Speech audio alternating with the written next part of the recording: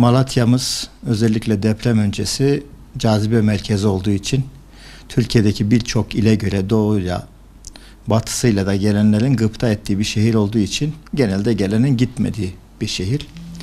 Bir de 2. Ordu'nun burada olmasından dolayı tabii ki eşleri öğretmen olan çok asker kökenli var. Dolayısıyla Malatya'mızda sürekli 1000 ile 1500 arasında norm fazlası olurdu. Ama bu yıl depremden sonra şu anda 1650 civarında norm fazlası öğretmenimiz var. Bu öğretmenlerimiz bir kısmı normal il dışı, bir kısmı il içi, bir kısmı özür grubundan buraya gelmişler. Her senede yaz aylarında genellikle bakanlık tarafından sağlık özrü ya da eş özründen dolayı il emri yapılır. İl emrinin yapılması sebebi şudur: eşi hangi ilçedeyse oraya verilmesi demektir.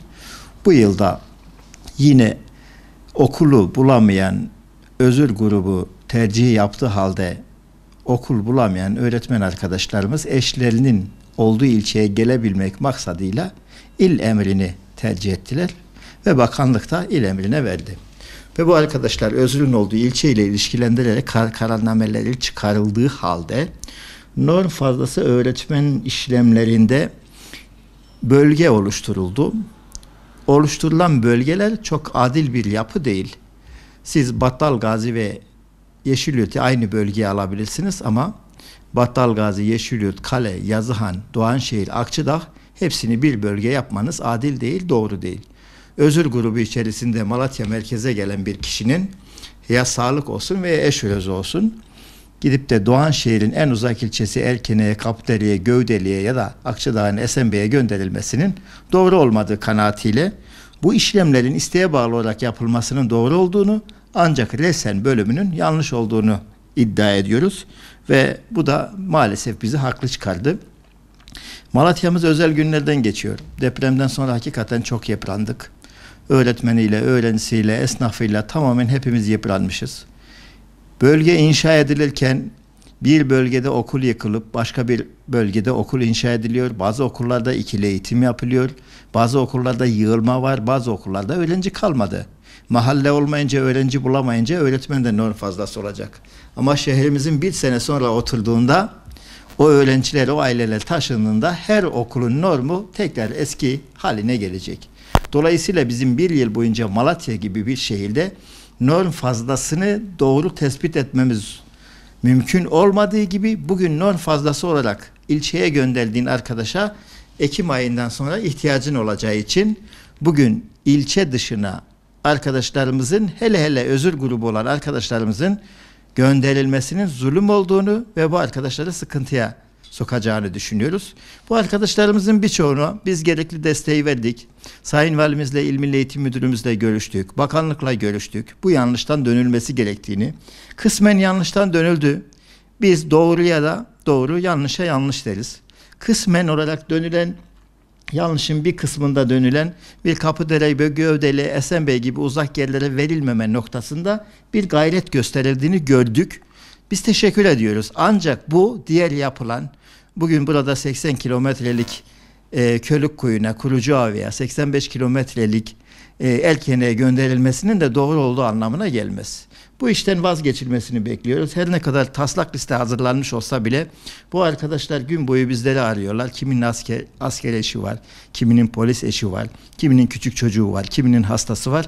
Bu arkadaşların hakikaten birçoğu ya izin alacak, bir taraftan mahkeme başlayacak. Bu arkadaşlardan bu şekilde verim almak da mümkün olmadığından dolayı biz bu listenin iptalini istiyoruz. Hele bundan sonraki bir aşama daha var. İl geneli isteğe bağlı ve resen atama var. Buradaki merkezdeki bir öğretmen Kuluncağ'ın en ücra köşesine tayin isteyebilir. Burada bir sıkıntı yok. Ama siz buradan Hekiman'a, Kuluncağ'a, Darendiy'e resen olarak buradaki öğretmen arkadaşlarımızı, hak edip gelen arkadaşlarımızı gönderemezsiniz. Bunun doğru olmadığı kanaatindeyiz.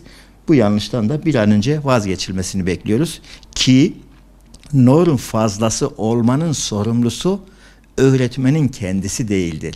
Sorumlusu kendisi olmayan bir şeyden dolayı cezalandırılması da doğru değil diye düşünüyoruz. Bazı okullarımızda şu anda sınıflar 50 kişiyi geçti. Normal şartlar altında bizim binamız olmuş olsa 20-25 kişiyle, 24 kişiyle sıralı tutacaktık. Bazı yerlerde şu anda öğretmenlerimiz boşa düşmüş ama o mahallenin evleri bittiğinde, aileler taşındığında zaten ihtiyaç olacak. Aslında bu kadar norm fazlası gerçek manada yok. Sistemde var ama yarın bir gün. Bugün bir İkizce, nerede ilçemiz diyeceğiz değil mi? İkizce mahallesinde ki bütün okullar tamamlandığında bu arkadaşlarımızın birçoğu oraya gittiğinde bu arkadaşlarımızın yarısı eritilecek. Dolayısıyla bir yıl sabredelim. Hangi okulda nerede ihtiyaç varsa arkadaşlarımızı valilik oluruyla, kaymakamlık oluruyla görevlendirilip göndermek ama kadrolarına karışmamanın doğru bir çözüm olduğu kanaatindeyiz. Hatta bugün Doğanşehir'e, Akçadağ'a dışarıya giden arkadaşlarımızın dilekçelerini alıp ya o zaman bu sene size orada bu ihtiyaç olan yerde görevlendirelim, kadronuz dursun diye bir teklif de yapılabilir. Bu nedir? Makul olan bu teklif orta yolu bulmak açısından da çok kıymetli olduğu kanaatindeyiz. Bunun tek çözümü Türkiye'de mahrum olan bölgelere bir ek tazminat verdiğinizde öğretmen arkadaşlarımızın, meslektaşlarımızın orada biraz daha kalması, toparlanması açısından kıymetli. Hatta merkezdeki norm fazlası sınıf olmayan öğretmen arkadaşların da ciddi bir mazereti yoksa muhtemelen taşraya biraz daha ek tazminat almak adına tayin isteyeceklerdir. Tek çözüm bu.